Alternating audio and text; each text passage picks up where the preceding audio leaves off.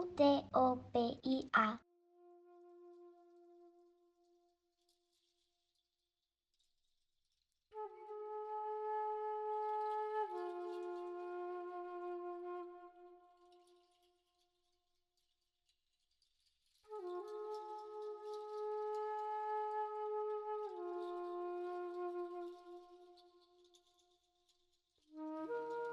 Entonces, claro, para el 69 estaba dando ya taller que me llamó Enrique Triana, urbanismo, que estaba ya instalado con mi propio curso, historia de la arquitectura. O sea, tenía 3 campos de conocimiento a mi cargo en la facultad, con unos grupos muy buenos, en general, unos grupos muy buenos, muy estimulantes. ¿Sí? Entonces, de ahí ya doy el brinco al 71 cuando regreso de Estados Unidos con un contrato a 3 años de dedicación exclusiva. Entonces llegué con el entusiasmo y di una charla sobre Soleri porque traje montones de diapositivas. Y me dio una impresión enorme de que a nadie le interesó, a nadie le interesó. La vi en el auditorio de la Facultad Vieja con todo ese fervor, casi místico. Todo el mundo, sí, sí, Que eran profesores y estudiantes. profesor y usted. Creo que lo máximo que llegaron a decir era que sí que se le notaba la influencia de Franz Louis Recht. Entonces yo archivé la charla de Soleri y nunca la volví a dar en público. Nunca. La he dado en grupos privados, sí. En pequeños grupos sí la he dado, pero una conferencia pública sobre Soleri no volví a dar. Lo metí tal vez en una conferencia que di hace un tiempo en el Gimnasio Moderno, en un seminario de esos raros. Pero seguí vinculado por correo, por publicaciones, sigo vinculado con ellos. Nos escribimos, mandé mucha gente. Ya hemos ido como 50 colombianos a donde Soleri. El último fue Daniel Majarres, que fue el año pasado. O sea, seguimos con el ombligo. Y yo traje a Soleri 2 veces a Colombia. Una vez a Villa de Leyva y otra vez a Cartagena. A Villa de Leyva al Colegio Verde y a Cartagena al Congreso de Asocreto. O sea, Soleri ha estado 2 veces en Colombia. Bueno, entonces volviendo al cuento, entro a la Nacional 71. Me nombran secretario general, porque el hermano de Lorenzo era el rector Santiago Fonseca. Y me toca la huelga más tenebrosa. Sacaron al rector, montaron en bus. Bueno, eso fue un semestre fatal. Encima de eso tuve un accidente de automóvil. Ese fue el semestre desastroso. ¿Sí? Desastroso. Bueno, logré retirarme de la Secretaría General cuando salió Santiago, quedó Jorge Arias de Greiff de rector. Salí de ese rollo, me metí a la facultad. El clima estaba muy enrarecido, muy enrarecido. Pues eran las secuelas del 68. ¿Sí? Entonces el clima, digo enrarecido en el sentido de que había como una necesidad de agitar. Lo que pasó en el 74-75 fue como el final del abanico. ¿Sí? Estaba Emilio Pradilla en el CID, en economía. Él impulsaba mucho los movimientos estudiantiles. El clima era enrarecido. Le hacían a uno examen de si había leído o no el libro de Marta Harnecker, de los principios fundamentales de la teoría histórica. Yo no, yo lo compré, pero no lo leí. Sí, no, esos años 72, 73, 74 fueron fuertes, fuertes. De hecho, yo estaba cumpliendo el contrato, pero tenía serias dificultades, porque era que era muy agotador. ¿Mm? Era sumamente agotador. Pero bueno, de todas maneras se dieron las clases, volví a dar taller, volví a... Porque usted empezó a dar una cosa muy importante. Que era medio ambiente, el curso de medio ambiente 1 y 2, que lo dimos con Lorenzo y que después se suspendió. Ese era el resumen de la experiencia en Estados Unidos, de la experiencia con Soleri, porque me tocaron allá los movimientos ambientalistas, me inoculé en el virus del ambientalismo, de la ecología, del ambientalismo. Entonces el curso de medio ambiente era, el primero era como conocer el país, ¿cierto? Básicamente. Ya no me acuerdo si era el primero o el segundo el que era conocer el país, conocer Colombia. Uno que me estimuló muchísimo en esos años, pero muchísimo, Hernando Camargo. Mucho, el paño de lágrima, era Hernando Camargo. ¿Sí? Porque Hernando, que siempre tenía un juicio muy claro sobre las cosas. Él apoyaba mucho las cosas estudiantiles, pero también él veía con quién podía trabajar y con quién no. Entonces con Hernando tuvimos momentos muy buenos, me apoyó muchísimo, muchísimo. Él me publicaba los mimeógrafos porque él tenía que ver con, con publicaciones allá en la Nacional. Entonces yo le llevaba los mimeógrafos, él me los imprimía. O sea, él fue mi primer editor. Hernando fue mi primer editor. Y tengo los mimeógrafos. Aquí no los tengo en la casa, empastado. Entonces ya viene la gran crisis del 75, que es cuando viene el movimiento de Sacanavieco, etcétera. Entonces yo ya había cumplido mi contrato y dije, bueno, voy a darme un respiro. Me retiré, cansado, me he hecho agotado porque los 3 años pasados habían sido fuertes. Sobre todo manejando unos tres cursos, igualmente difíciles. Estaba coordinando el ciclo básico, que eran 14, 15 profesores. Estaba metido en mucha cosa, mucha cosa. Entonces la crisis del 75, que fue en cierta medida la culminación de eso, tenía factores que no me gustaron. El manejo que le dio Pedro Mejía no me gustó, porque Pedro como que jugaba a dos bandas y uno no sabía. Ricardo Velázquez tampoco me gustaba la manera como manejaba las cosas. Había como 3 o 4 personajes que como que trabajaban como en varios planos. Entonces yo no, me retiro. Y me retiré el primer semestre del 75. Inmediatamente me llamaron de los Andes. Nos llamaron a Lorenzo y a mí de los Andes. Y en el segundo semestre del 75 comencé a dar clases en los Andes. Y ahí empaté con ya medio tiempo en los Andes posterior. Sí, volviendo a la idea de por qué ser profesor,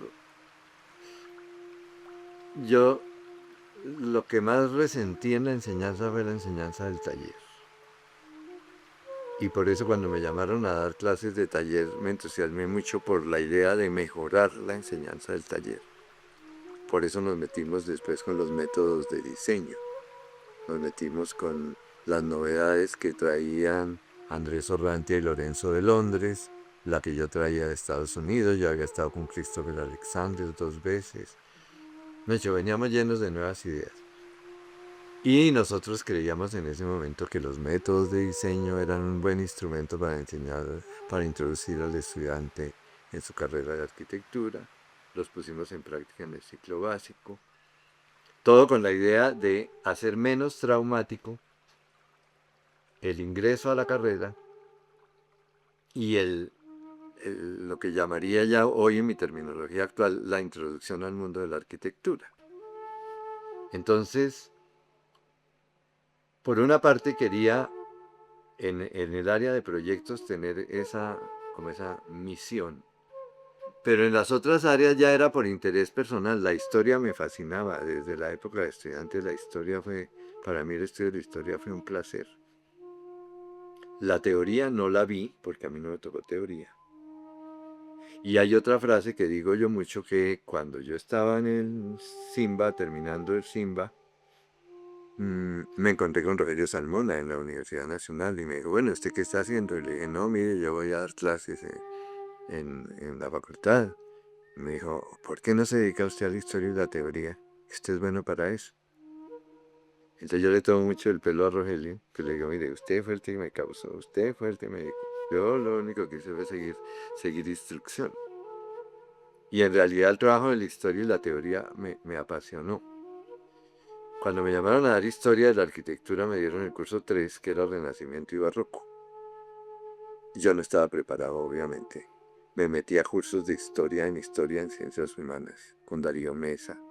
con un grupo de amigos que había hecho alrededor de la enseñanza del Simba.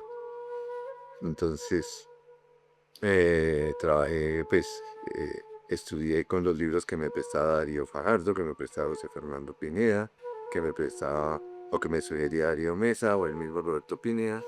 Y entonces trabajé durísimo, durísimo, durísimo para preparar un semestre de historia. Y todo lo que sabía se me fue en la primera clase.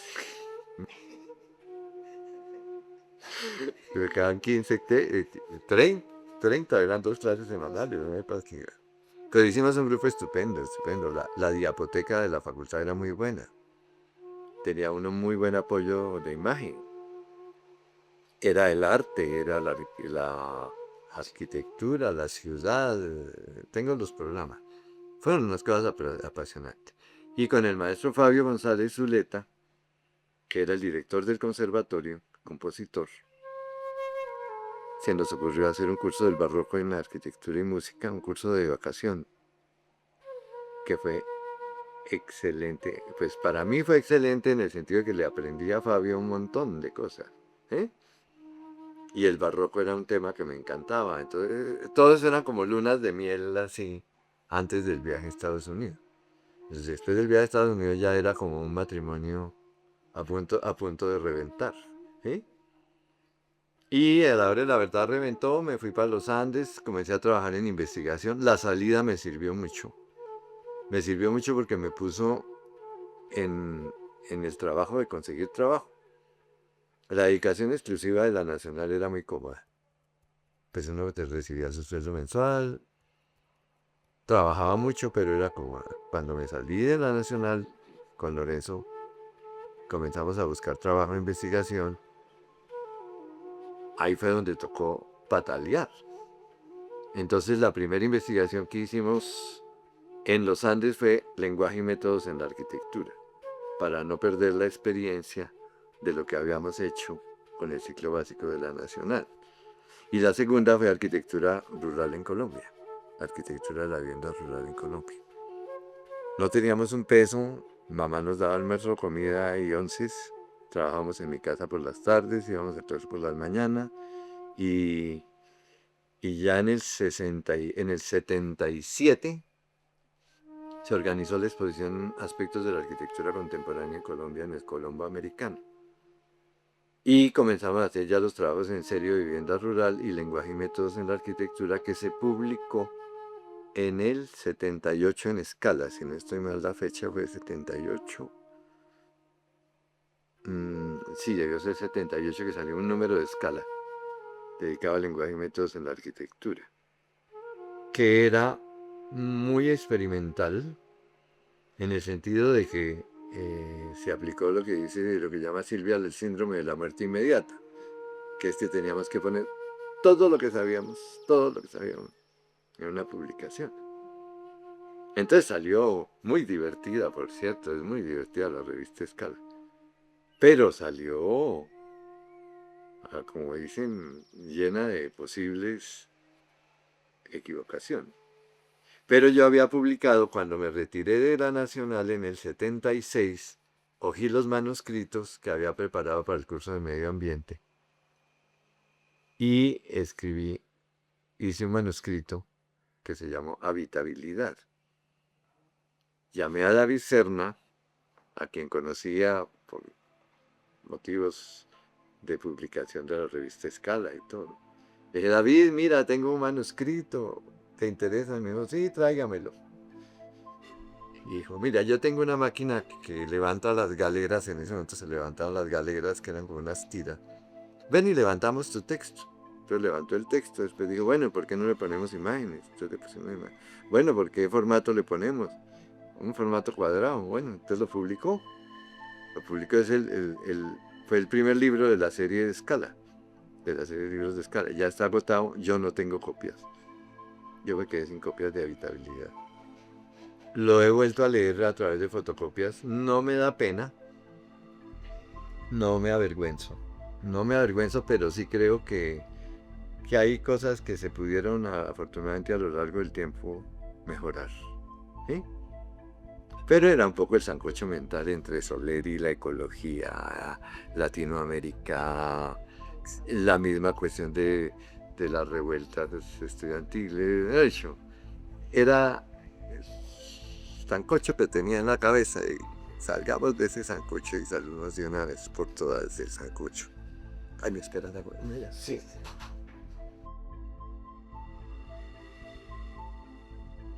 Primera publicación. El susto. Cuando salió yo me escondía debajo de la cama. 2 personas me llamaron. Jorge Rueda Gutiérrez y Dicken Castro. A decir que qué maravilla. Los demás, silencio absoluto. Claro, a los 15 días de silencio absoluto dice, ya puedo salir a la calle ya no me da pena. Pero fíjate cómo es de curioso. 2 personas fueron las únicas que llamamos.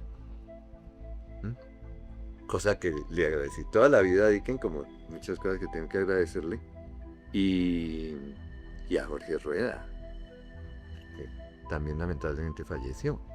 Pero fueron 2 personas que, eso de que le levantan a uno el ánimo, porque no crean, una primera publicación causa depresión postparto.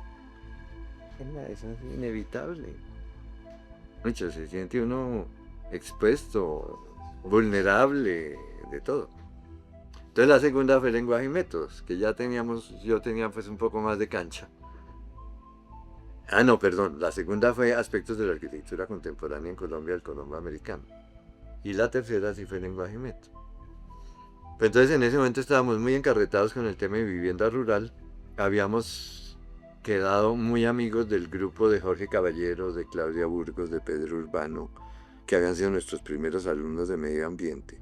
Entonces con ellos armamos los equipos de investigación y nos paseamos el país en toda suerte de vehículos. Esa investigación de arquitectura rural y arquitectura popular en general duró 15 años, del 76 al 77 al 92. Intermitentes, pero fueron 15 años. Y de ese ya comenzaron a salir los libros después, los 2 volúmenes de arquitectura rural en Colombia. En fin, ya eso fue un trabajo que fue llevándose a cabo por etapas en la medida en que conseguíamos recursos, con Colciencias o con el SENA o con donde fuera. Yo aprendí, a partir de ese retiro en la Nacional, aprendí a quitarme el sombrero y a pedir plata. ¿Sí? Hoy estaba preparando un proyecto de investigación para el Banco de la República. Uno sigue con el sombrero pidiendo plata. Eso no ha variado en lo más mínimo. Lo que pasa es que antes era más generoso y ahora son mucho más tacaños. Además antes con 20.000 pesos o 50.000 pesos uno hacía maravillas. Hoy con 50.000 pesos hacía una fotocopia.